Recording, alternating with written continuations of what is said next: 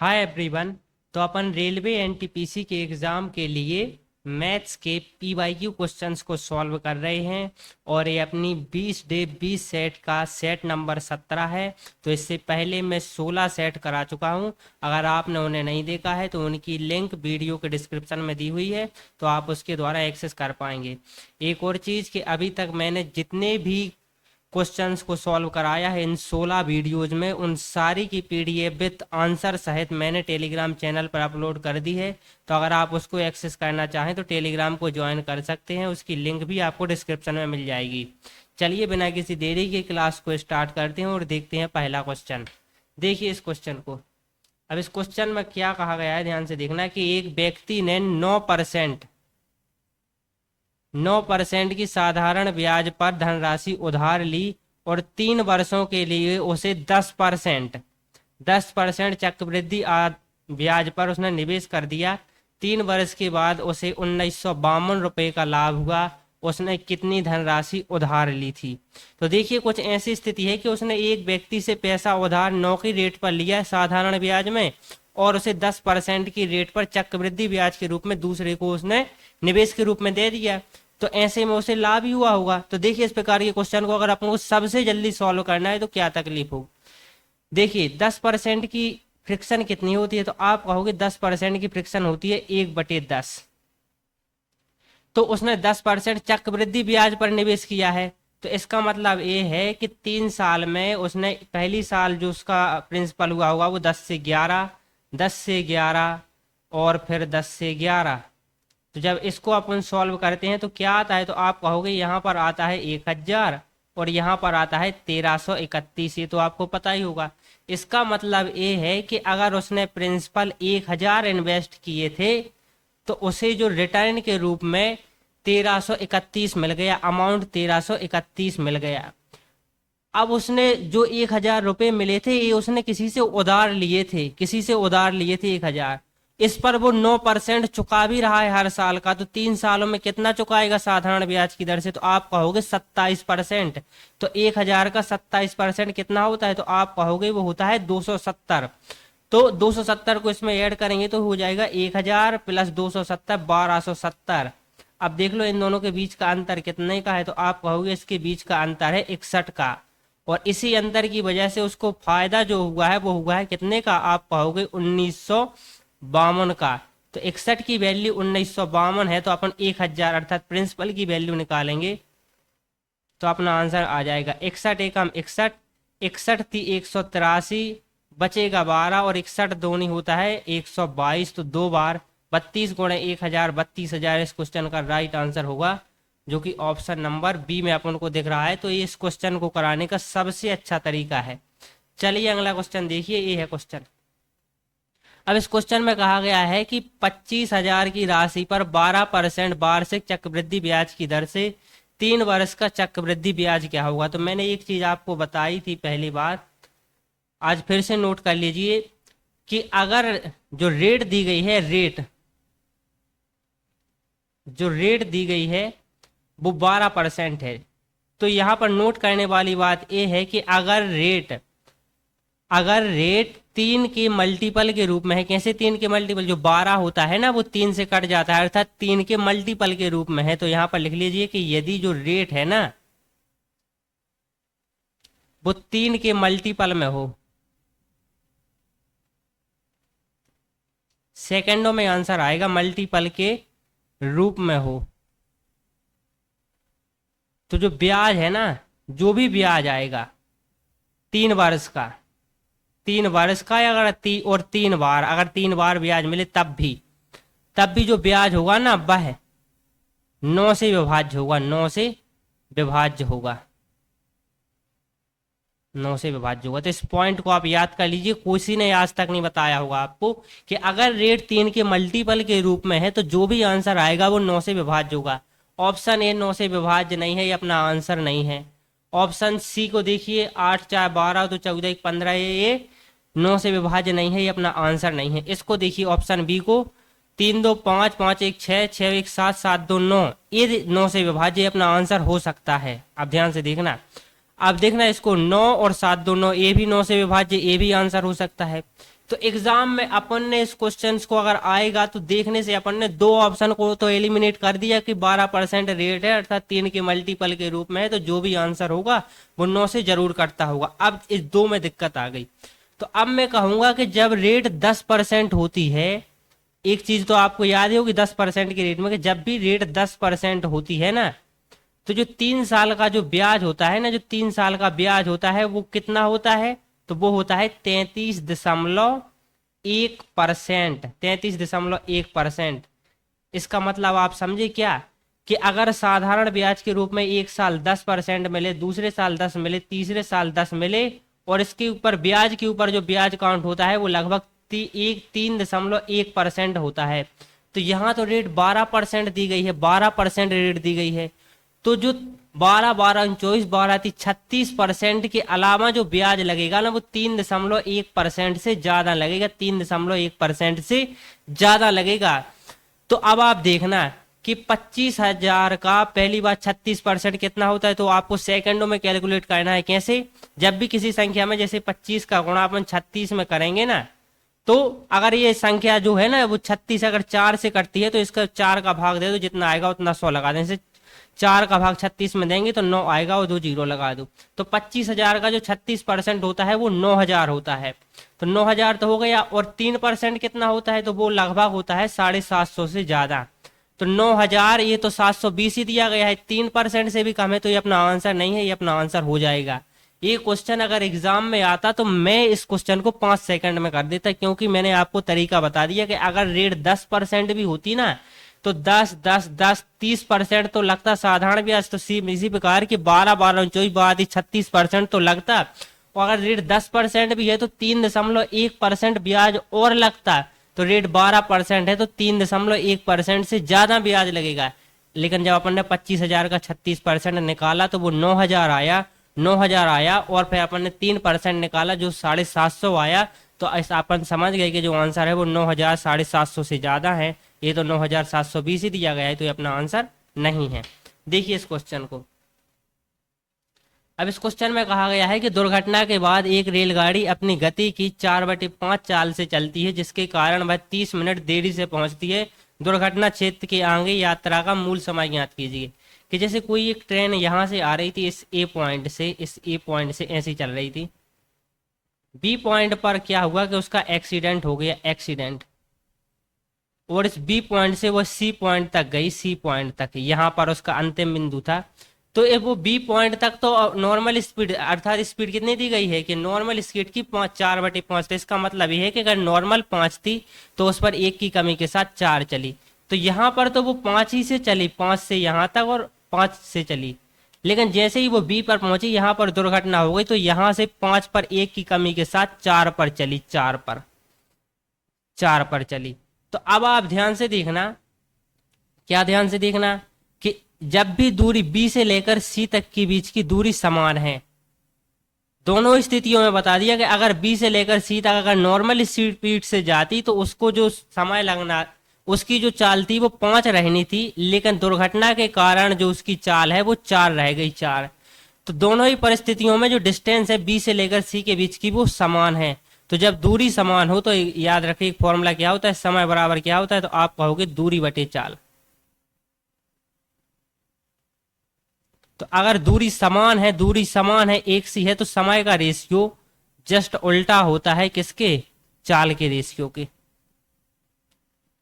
तो जब वो बिना मतलब जब वो एक्सीडेंट के बाद जो वो जाती है वो 4 की स्पीड से जाती थी, लेकिन जाती है, लेकिन एक्सीडेंट के पहले वो 5 की स्पीड से जाती है। तो इसका मतलब यह है कि स्पीड का रेशियो 5 से 4 हो गया, तो समय का रेशियो 4 से 5 हो जाएगा। T for time, S for speed. तो अब आप ध्यान से देखना, इस 4 और इस 5 टाइम के बीच का अंतर 30 मिनट दिया गया है, 30 मिनट दिया गया है। तो ओरिजिनल अपन से पूछा है कि दुर्घटना क्षेत्र के आगे जो गाड़ी का मूल समय है वो क्या है। कि इसका मतलब है कि अगर दुर्घटना ना होती तो मूल समय कितना लगता, तो मूल समय कितना लगता। तो अपन ने 4 और 5 के बीच का जो अंतर 30 मिनट तो दिया गया है। मूल समय के लिए स्पीड कौन है, तो आप कहोगे 5 वाली है, तो मूल समय के लिए टाइम कौन है, 4 वाला। तो 30 का 4 गुना अर्थात 120 मिनट। 120 मिनट इस क्वेश्चन का राइट आंसर हो जाएगा, जो कि ऑप्शन नंबर ए में है। देखिए इस क्वेश्चन को कि 72 किलोमीटर प्रति घंटे की रफ्तार से चलने वाली 110 मीटर लंबी रेलगाड़ी को 132 मीटर लंबी पुल को पार करने में कितना समय लगेगा। इस प्रकार के क्वेश्चन में हमेशा ही पुल की लंबाई, पुल हो या प्लेटफॉर्म हो, दोनों को जोड़ना होता है, प्लस ट्रेन की लंबाई, इन दोनों को जोड़ना होता है ट्रेन की लंबाई, और इसमें भाग देना होता है किसका, ट्रेन की स्पीड का, ट्रेन की स्पीड का। तो प्लेट जो अपन को यहाँ पर दी गई है पुल की लंबाई दी गई है 110 मीटर लंबी, तो रेलगाड़ी की लंबाई 110 दी गई है और पुल की लंबाई 132 दी गई है। तो 110 और 132 होता है कितना, 242 मीटर, और स्पीड दी गई है 72 किलोमीटर प्रति घंटा। तो अपन को स्पीड मीटर में दी गई है, नहीं अपन को डिस्टेंस मीटर में दिया गया है, और जो चाल है वो 72 किलोमीटर प्रति घंटा में दी गई। तो इसको मीटर प्रति सेकंड में बदलेंगे तो 72 में होगा 5/18 का गुणा, तो 18 एकम 18, 18 चौका 72, 5 चौका 20 मीटर पर सेकंड। भाग लगा इसको तो ये आ जाएगा कितना, 121.12.1 सेकंड। इस क्वेश्चन का राइट आंसर हो जाएगा, जो कि ऑप्शन नंबर सी में है। देखिए इस क्वेश्चन को, अब इस क्वेश्चन में कहा गया है कि विनय और विजय की आयु में 20 वर्ष का अंतर है। यदि 5 वर्ष पहले बड़े लड़के की आयु छोटे लड़के की आयु से 5 गुना थी तो उनकी वर्तमान आयु क्या है। ध्यान से देखना, इसका मतलब यह है कि जो भी वर्तमान आयु होगी अगर उसमें से अपन 5 घटा दें तो उनका जो रेशियो आएगा ना वो 1:5 आएगा। अगर अपन इस क्वेश्चन को जल्दी सॉल्व करना है तो इसमें से 5 घटा दो तो ये बन जाएगा 10, और इस 35 में से 5 घटा दोगे तो वही हो जाएगा 25। यहाँ पर रेशियो 10 और यहाँ पर 30 बनेगा, 10 और 30 1:3 बन रहा है, अपना आंसर नहीं है। इसमें से 5 घटाएंगे तो ये 0 ही हो जाएगा, तो ये आंसर हो ही नहीं सकता। इस 8 में से अपन 5 को घटाएंगे तो 3 आएगा, और इस 28 में से 5 को घटाएंगे 23 आएगा, यहाँ पर भी वो रेशियो नहीं बन रहा है। इस 10 में से 5 को घटाएंगे 5 आएगा, इस 25 में से 30 में से 5 को घटाएंगे 25 आएगा, यहाँ पर 5 एकम 5, 5 25, 1:5 बन रहा है, यही अपना आंसर है। चलिए अगला क्वेश्चन देखिए, इस क्वेश्चन को अपन को बाय ऑप्शन कर देना है। इस प्रकार के क्वेश्चन अगर एग्जाम में आए तो अपन को इसको बाय ऑप्शन सॉल्व कर देना है। एक और चीज अपन क्या कर सकते थे इस क्वेश्चन को, ये तो अपन ने तरीका अपना ही लिया, दूसरा तरीका क्या हो सकता था कि इसमें से 5 घटा दो। जैसे इसमें से घटाया 15 में से 5 जाएगा 10, और 35 में से मतलब दोनों में से 5 घटा दो, उनका रेशियो देख लो, जिसमें ये 1:5 मिल जाए वही अपना आंसर हो जाएगा। देखिए इस क्वेश्चन को कि एक कटोरे में 2 छिद्र है, पहला छिद्र कटोरे को अकेले 4 मिनट में खाली कर सकता है, दूसरा छिद्र कटोरे को 12 मिनट में खाली कर सकता है। यदि रिसाव एक निश्चित दर से हो रहा है तो दोनों छिद्रों को कटोरे को कितनी देर में खाली करना पड़ा है। जैसे कटोरा 1 है वो 4 मिनट का समय ले रहा है, और कटोरा जो मतलब छिद्र बी है जो वो 12 मिनट का समय ले रहा है। तो ध्यान से देखना कि अगर ये दोनों लग जाएं तो समय जो है वो 4 मिनट से कम लगेगा हमेशा। जैसे सबसे फास्ट कौन है, ये 4 मिनट में कटोरा को खाली कर देता है। तो अगर ये दोनों लग जाएं तो 4 मिनट से पहले खाली हो जाएगा, ये 100% तय है, तो ये अपना आंसर नहीं होगा। ऑप्शन को एलिमिनेट करना बता रहा हूँ। दूसरा ये कि जो भी फास्ट है, फास्ट कौन है, ये 4 मिनट में खाली कर देता है। तो इससे आधा कितना होता है, आप कहोगे 2, तो 2 से आंसर छोटा नहीं होगा, तो 1.3 भी नहीं होगा। तो 2 ऑप्शन को मैंने एलिमिनेट करना बता दिया। 2 ऑप्शन को एलिमिनेट कर सकते हैं। जैसे एक ही जो एफिशिएंसी है वो ज्यादा निकली, क्योंकि ये 4 मिनट में खाली कर देता है। तो ये अगर 4 मिनट में खाली कर देता है तो अगर ये दोनों मिल जाए ए और बी तो 4 से कम का समय लगेगा, और 4 से जो आधा होता है 2 उससे ज्यादा समय लगेगा। आपको समझ में आया हो तो ठीक, वरना मैंने आपको यार एक बहुत इंपॉर्टेंट पॉइंट समझा, इस बात को आपको समझना चाहिए। तो अपन 2 ऑप्शन एलिमिनेट कर दिए, और अगर एग्जाम में अपने पास समय कम है तो इन 2 में से किसी एक को अपन लगा के आ जाएंगे, और अगर अपने पास समय अच्छा है तो इनको सॉल्व कर देंगे। अब आप ध्यान से देखना, इसमें एलसीएम लेंगे, एलसीएम आएगा 12, 4 एकम 4, 4 एकम 4 और 12, 4 × 3 12 और 12 एकम 12। तो ए की एफिशिएंसी 3 आई और बी की एफिशिएंसी 1 आई, तो 4 की एफिशिएंसी के साथ 3 और एक 4 की एफिशिएंसी के साथ 12 काम करना है तो इनको 3 मिनट का समय लगेगा, जो कि ऑप्शन नंबर डी में अपन को दिया गया है। चलिए देखिए अगला क्वेश्चन। देखिए इस क्वेश्चन को, 2 पुरुष और 3 लड़के एक कार्य को 18 दिनों में पूरा करते हैं, जबकि 3 पुरुष और 2 लड़के उसी कार्य को 15 दिनों में पूरा करते हैं, तो 4 पुरुष और 2 लड़के उसी कार्य को कितने दिन में? तो इसमें सिर्फ P4 पुरुष लिख लीजिए, B4 बॉयज लिख लीजिए। कैसे इसको सॉल्व करना है?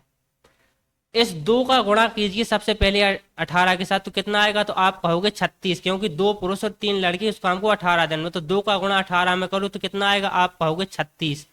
और फिर जबकि 3 पुरुष और 2 लड़के उसी कार्य को 15 दिनों में, तो ये पुरुष वाला कौन है? 3। यहाँ पर पुरुष वाला कौन था? ये। तो 18 का गुणा 2 के साथ किया 36 आया, और इस 3 का गुणा अपन ने 15 के साथ किया तो 45 आया। 36 और 45 का अंतर कितना होता है? तो आप कहोगे 9 का। तो अपन ने अभी पुरुष के लिए सॉल्व किया, तो अपन को इस बॉयज के नीचे लिख देना है 9। पुरुष के लिए अपन ने सॉल्व किया है तो बॉयज के नीचे लिखना है, इस बात को याद रखना। अब 3 लड़के का गुणा करेंगे 18 के साथ तो 54 आएगा, और 2 लड़के का गुणा 15 के साथ करेंगे तो 30 आएगा। 15 दूनी 30 और 54 कितना हो? 30 और 54 में से 30 जाएगा तो 24 आएगा।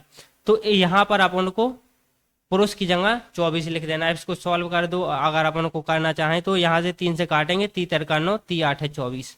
तो पुरुष की एफिशिएंसी 8 आ गई, बॉयज की एफिशिएंसी 3 आ गई। तो अब आप ध्यान से देखना कि अपन को अभी टोटल काम निकालना है। तो एक पुरुष की एफिशिएंसी 8, तो 2 पुरुष की एफिशिएंसी कितनी होगी? तो आप कहोगे 16।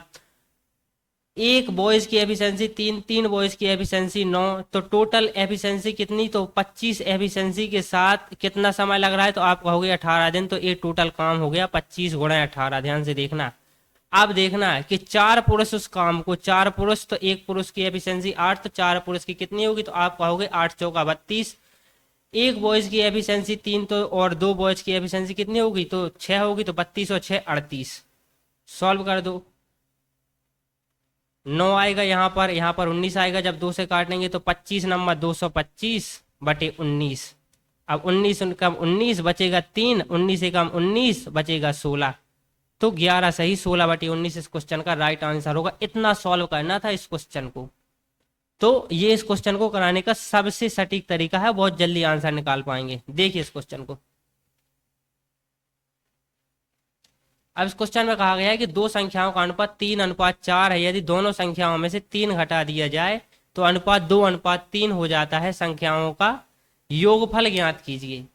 तो देखिए 2 संख्याओं का अनुपात 3:4 है, और अगर उनमें से 3 घटा दिया जाए, तो मतलब हर एक संख्या में से 3 घटा दिया जाए, तो अगर तो अनुपात जो है 2:3 हो जाए। तो इस 2:3 को जोड़ो तो आप कहोगे ये 5 रेशियो हो रहा है। 2:3 का मतलब 5 रेशियो।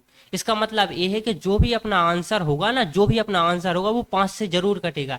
अब आप ध्यान से देखना, 16 में से 6 को घटाइए, क्योंकि 3 को घटाने के बाद बताया है कि 2:3 में। तो 16 में से अपन 3 और 3 6 को घटाइए, क्योंकि ये दोनों संख्याओं का योग दिया गया है। तो 3 और 3 6 को घटाएंगे तो 10 आएगा, और ये 5 से कट जाता है। ये अपना आंसर हो जाएगा। अगर ये सभी नहीं कटते, जैसे 20 में से अगर ये मतलब ये 10 आ गया, 10 5 से कटता है। अगर और कोई भी 5 से कट जाएगा तो उसको भी अपन कंसीडर करेंगे। लेकिन देखिए यहाँ पर 20 में से 6 जाएगा तो यहाँ पर 14 बचेगा, ये 5 से नहीं कटता, ये आंसर नहीं है। 22 में से 6 जाएगा, 16 बचेगा, ये 5 से नहीं कटता, आंसर है नहीं है। और देखना 21 में से 6 जाएगा, तो 21 में से 6 जाएगा तो ये 15 बचेगा, तो ये अपना आंसर हो सकता है। तो अब आप ध्यान से देखना कि अगर अपने पास एग्जाम में बहुत कम समय है, तो यहां पर भी मैंने 2 ऑप्शन एलिमिनेट करना बता दिया आपको लिए। अब देखिए अब अपने पास कोई चारा नहीं, अपन को इसको सॉल्व करना ही पड़ेगा। तो जब इसको अपन को सॉल्व करना ही है, तो अपन इस 16 को, ये जो 15 निकल के आया ना, इस 15 निकल के आया, ये 5 थी 15, तो एक 5 रेशियो की वैल्यू है, तो 1 रेशियो की वैल्यू 3, तो 2 रेशियो की 6 और 9 आई। यहाँ पर 6 और 9 वैल्यू आई, और यहाँ पर 15 से 6 और 9 आई, और 10 से आएगी 5 दूनी 10, 2 दूनी 4 और 6। अब आप ध्यान से देखना कि इसमें 3 जोड़ दो, तो इसमें 4 और 3 7 होगा, और 6 और 3 9 होगा। ये 7 रेशियो 9 बन रहा है, ये अपना आंसर नहीं है। इसमें जोड़ दो कितना 3, तो 6 और 3 9 होगा, और 9 3 12 होगा। इसको जब सॉल्व करेंगे तो 3 3 का 9, 3 4 का 12 होगा। यही अपना राइट आंसर हो जाएगा। तो इस प्रकार इस क्वेश्चन को सॉल्व करना था। मैंने दो ऑप्शन को एलिमिनेट करना बता दिया कि, और जब बराबर आंसर फंसा तब भी मैंने बता दिया क्या करना है कि जैसे 10 आई थी 5 रेशियो की वैल्यू, तो 2 रेशियो की वैल्यू 4 और 3 रेशियो की वैल्यू 6, इसमें 3 जोड़ा 7 और 9 रेशियो बन रहा है, ये आंसर नहीं है। 15 की वैल्यू के साथ 1 रेशियो की वैल्यू 3 आ रही, 2 रेशियो की 6, 3 रेशियो की 9, इसमें अपन ने 3 को ऐड किया तो 9 रेशियो 12 बना, जो कि 3 रेशियो 4 होता है। यही अपना आंसर है। देखिए इस क्वेश्चन को। अब इस क्वेश्चन में कहा गया है कि 16 रुपए से 20 वस्तुएं खरीदता है और उन्हें 1.5 प्रति वस्तु की दर से बेच देता है। अब इस क्वेश्चन में देखिए 20 वस्तुएं उसने 16 में खरीदी हैं, 16 रुपया में। अब उसने एक वस्तु को बेचा है कितने में, 1.5 रुपया में, तो 20 वस्तुओं को 30 रुपए में बेचेगा। 30 रुपए में कितने का लाभ हुआ, आप कहोगे 14 का लाभ हुआ। कितने पर, आप कहोगे 16 पर। तो 100 पर कितना। अब आप ध्यान से देखना, अगर इसको और जल्दी सॉल्व अपन को करना है तो इसमें 125 का गुणा कर दो, इसमें 125 का गुणा कर दो। अब आप ध्यान से देखना कि मैंने 125 का गुणा क्यों किया है। अब आप ध्यान से देखना, इसका डिजिटल सम कितना आएगा, 5 2 7 और 1 8, 8 गुणे 1 8 होता है, 8 गुणे 1 8 होता है, और 8 और इसका डिजिटल सम कितना है, तो आप कहोगे इसका डिजिटल सम है 4 और 1 5। तो 8 का गुणा 5 के साथ करेंगे, 8 पंचे 40, 4। आई एम सॉरी, यहाँ पर पहले इसको सॉल्व करो यार, और ज़्यादा आई एम सॉरी, यहाँ पर थोड़ा सा इसको सॉल्व करो, करना तो इसी तरीके से, इसको सॉल्व करो पहले।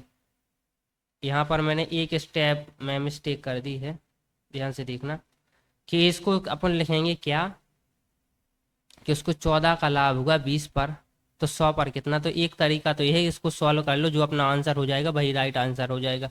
दूसरा तरीका क्या है, 30 पर, कि इसको काटेंगे तो यहाँ पर आएगा कितना, 14 का लाभ हुआ, 14 का लाभ हुआ यार 16 पे, हम सॉरी यार मैं क्या कर रहा, 14 का लाभ हुआ कितने पर, 16 पर।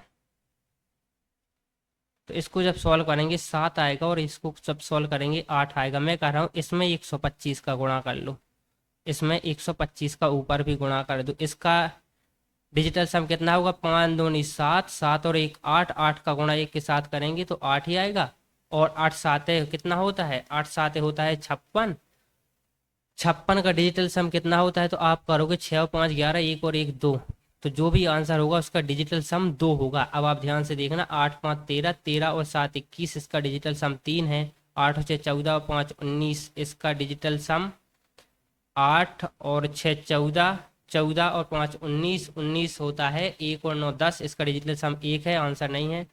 8 5 13, 13 और 5 18, इसका डिजिटल सम 9 है, आंसर नहीं है। इसको देखिए, इसका कितना डिजिटल सम हो रहा है, 8 4 12, 12 और 5 कितना होता है 17, 7 और 1 8 है इसका डिजिटल सम। इसको देखना जरा, 7 5 12, 12 और 8 20, इसी का डिजिटल सम 2 है, तो यही अपना राइट आंसर हो जाएगा।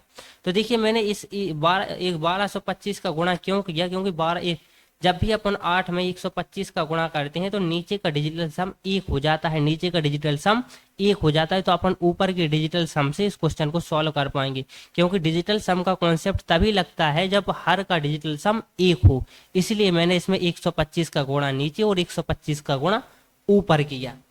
और फिर दूसरा तरीका यही था, ये मैंने अभी की कैलकुलेशन के लिए तो अपन नॉर्मली आंसर निकाल सकते थे, लेकिन अगर कैलकुलेशन बड़ी होती तो अपन को दिक्कत हो जाएगी, तो ये तरीका मैंने अभी के लिए नहीं, जब कैलकुलेशन बहुत बड़ी आ जाए तब के लिए बताया है।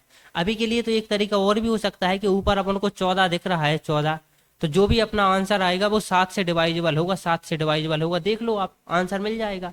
ये देखना, 7 एकम 7 बचेगा, 7 एकम 7 बचेगा, 1 7 2 14, 3 7 5 35, 7 से कटता है, आंसर है। तो अभी के लिए ये तरीके नहीं मैं बता रहा हूँ, मैं बता रहा हूँ जब कैलकुलेशन थोड़ी सी बड़ी होगी तब यहाँ पर क्वेश्चन को कैसे हैंडल करना है। देखिए इस क्वेश्चन को, कहा गया है कि 2 छात्रों ने एक प्रवेश परीक्षा में भाग लिया, उनमें से एक ने दूसरे से 15 अंक अधिक अर्जित किए और उसके अंक उनके अंकों के योगफल के 80% के बराबर हैं, 80% के बराबर हैं। उनमें से प्रत्येक द्वारा प्राप्त अंक कितने हैं। तो अब इसका मतलब ये है कि इन दोनों को ऐड करो। जैसे अब इस क्वेश्चन को बाय ऑप्शन अगर अपन को जल्दी सॉल्व करना है कि 20 और 5 कितना होता है 25, और 25 का 80% कितना होता है, आप कहोगे 20, तो बस यही आंसर है। क्योंकि क्वेश्चन में स्पष्ट कहा गया है कि जिसको ज्यादा नंबर मिले हैं ना उसके नंबर को ऐड कर लो, और जिसको कम मिले हैं उन दोनों के नंबर को ऐड कर लो, तो उसका जो 80% आएगा वो वह आएगा जिसको ज्यादा नंबर मिले हैं उसके बराबर। तो यही अपना राइट आंसर हो जाएगा।